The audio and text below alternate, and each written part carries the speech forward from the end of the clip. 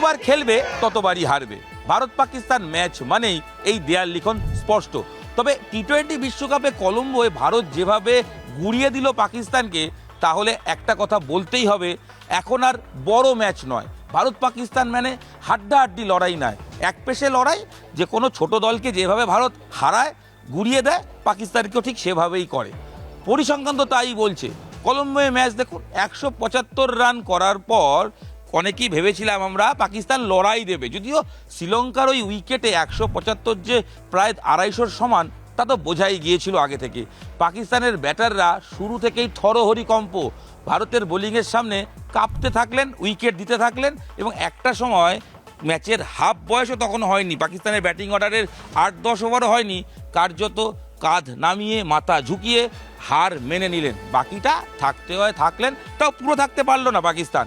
মাত্র 18 ওভারেই all out হয়ে গিয়ে 61 রানে লজ্জার হার, 114 গুটিয়ে গেল পাকিস্তান। আসলে পাকিস্তানের হার আমার মনে হয় পাকিস্তানের সরকার অনেক আগেই বুঝতে পেরেছিলেন। তার কারণ বয়কটের নাটক মনে পড়ছে। বিশ্বকাপ খেলবো কিন্তু ভারতের বিরুদ্ধে খেলবো না, এরকমটাই তো ঘোষণা করেছিলেন পাকিস্তানের সরকার। সেরকমটাই ঘোষণা তো পাকিস্তানকে সরকারকে দিয়ে করিয়েছিলেন সে দেশের স্বরাষ্ট্রমন্ত্রী, ক্রিকেট বোর্ডের কর্তা মহসিন নাকভি। আসলে তাদের দূরদর্শিতাকে একটু হলেও কুর্নিশ করতে হয়, কারণ বুঝতে পেরেছিলেন যে ভারতের বিরুদ্ধে খেলতে যাওয়া মানে শুরুতেই হারবো। তাই না খেলে হারা আর খেলে হারার মধ্যে একটু হলেও তফাৎ হবে। বলতে তো পারবো আমরা খেলিনি, খেললে হয়তো জিততে পারতাম, কিন্তু খেললে যে কি হয় ভারত বুঝিয়ে দিল। বয়কটের নাটকের জবাব 22 গজে ব্যাটে বলে বুঝিয়ে দিল টিম ইন্ডিয়া, পাকিস্তানকে গুড়িয়ে দিল জাস্ট। কলম্বোয় টস জিতে পাকিস্তান ফিল্ডিং নিয়েছিল। ভারতের দুটো পরিবর্তন, সুস্থ হয়ে ফিরেছিলেন অভিষেক শর্মা, আর অন্যদিকে কুলদীপ কার জায়গায়, আর্শদীপের জায়গায়। এটা সঠিক পরিবর্তন ছিল, তার কারণ যে উইকেটে খেলা হচ্ছে সেই উইকেটে স্পিন সহায়ক উইকেট, বল টার্ন করবে। তবে টসের সময় বিশেষজ্ঞরা বলছিলেন পাকিস্তান হয়তো ভুল করে ফেললো। ভারতকে শুরুতে ব্যাট করতে দেওয়া মানে তারা তো একদম দিল লাগিয়ে জিগার দিয়ে তারা কি মারবে শুধু দেখে যান, এরকমটাই অনেকে বলছিলেন। এবং সেটাই দেখা গেল। অভিষেক শর্মাকে আউট করার পর পাকিস্তান ভেবেছিল 0 রানে অভিষেক শর্মা এশিয়া কাপে তাদেরকে প্রচুর ভুগিয়েছে, ব্যথা দিয়েছে, তাকে যখন আউট করে ফেলেছি আমরা তো ম্যাচে চলেই এসছি। না, সব প্রশ্ন কমন পড়ে না। ঈশান কিষান নামে যে প্রশ্ন ছিল তার উত্তর পাকিস্তান বোলারদের কাছে ছিল না। ওই উসমান তারিক থেমে থেমে থমকে বল করেন, কিছুই করতে পারেননি। একটা উইকেট নিয়েছেন শেষ বেলায়, বাকি সময়টা ভারতীয় ব্যাটাররা যেভাবে ব্যাট করেছে বুঝিয়ে দিয়েছে, যতই কঠিন প্রশ্ন নিয়ে আসো উত্তর ভারতের কাছে রেডি। তার কারণ সারা বছর পড়াশোনাটা করে ভারত। তারিকের বলের ক্ষেত্রে কি করেছে দেখেছেন? তারিক যখনই থমকে যাচ্ছিল, ভারত কিন্তু আগে থেকে ভারতের ব্যাটাররা কেউই মারার মোমেন্টাম বা সেই পশ্চারে যাচ্ছিল না, ওয়েট করছিল। যখন হাত রিলিজের জায়গায় যাচ্ছিল, দেন সেখান থেকে বল খেলার বা পাওয়ার হিটিংয়ের জায়গাটায় যাচ্ছিল। অর্থাৎ ওই যে চুক্কি দেওয়ার চেষ্টা তারিকের, সেই চুক্কি ভারত আরও বেটার করে দিয়েছে। অপেক্ষা করছে তুমি এসো, দৌড়ো, থমকে যাও, যখন বল ছাড়বে তখন ঠিক খেলবো, 4 মারবো, 6 মারবো, রান করব। স্লো উইকেটে পাকিস্তান মাঝে মধ্যে উইকেট পেয়েছিল ঠিকই, কিন্তু ওই যে ঈশান কিষান সে যা মারলো বাকিরা দেখলো। সৌরভ গঙ্গোপাধ্যায়ের ইন্টারভিউটা মনে পড়ছে আমাদের দেওয়া, যখন নিউজ 18 বাংলাকে যখন সৌরভ ইন্টারভিউ দিয়েছিলেন তখন কি বলেছিলেন? একটাই মন্ত্র, মাঠে যাও, ছক্কা হাঁকাও, ম্যাচ তুমি জিতবে। ঈশান কিষানের জন্য ছিল এই মন্ত্র। মাঠে গেলেন, 27 বলে করলেন হাফ সেঞ্চুরি, 40 বলে 77 রান, স্ট্রাইক রেট 192-এর বেশি। ভারত ওখানেই ম্যাচ পকেটে পড়ে নিল। পাকিস্তানের বোলাররা বুঝতেই পারেননি ঈশান কিষানকে কি করে আউট করবেন। যখন আউট হলেন, স্কোর বোর্ড বলছে 88 রান হয়ে গেছে 9 ওভারের মধ্যে, 10-এর বেশি করে স্কোর যাচ্ছে। এই জায়গা থেকে ব্রেক যতই কষুক না কেন পাকিস্তানের বোলাররা, তাতে তো 160-70 হতোই। 160-70 ছেড়ে দিন, 175 হলো। শেষ দিকে যদি কয়েকটা পরপর উইকেট ভারতের না পড়তো তাহলে 190 হয়ে যেতে পারতো। সূর্যকুমার যাদব তিনি জানতেন এই উইকেটে কীভাবে ব্যাট করতে হবে। স্লো বাট স্টেডি নিজের কাজটা করে দিলেন, 30-32 রান করে দিয়ে চলে গেলেন। তিলক বর্মা 25 করলেন, শিবম দুবে 27 রান করলেন। প্রত্যেকেই কম বেশি রান করার চেষ্টা করলেন, এবং যেটা টার্গেট ছিল যে এই উইকেটে আমাদের যা বোলিং লাইন আপ 170 ক্রস করে দেব, আর তারপর ওই ভারতীয় বোলারদের লেলিয়ে দেব। বুমরা ছুটবে, হার্দিক ছুটবে, থরহরি কম্প হবে পাকিস্তান ব্যাটারদের। সেটাই হয়েছে।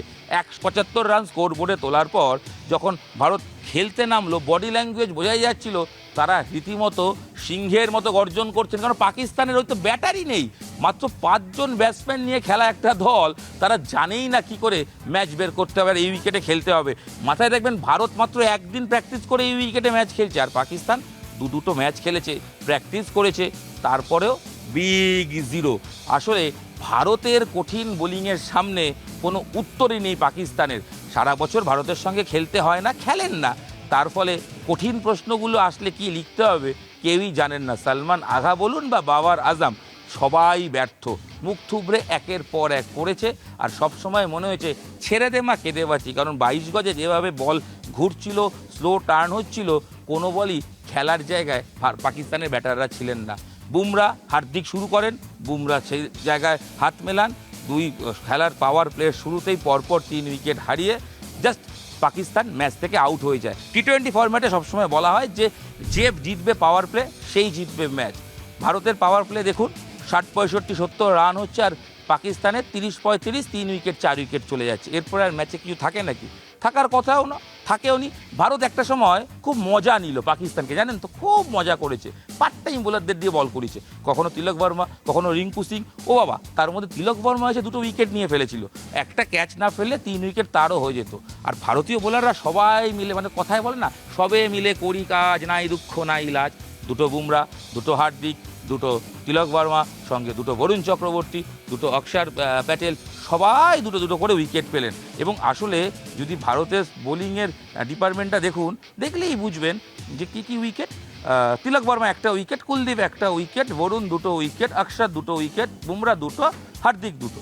আর তার সঙ্গে একটা ফোন নাম্বার বলবো, পাকিস্তানের ব্যাটিং অর্ডারের ফোন নাম্বার 0645541000।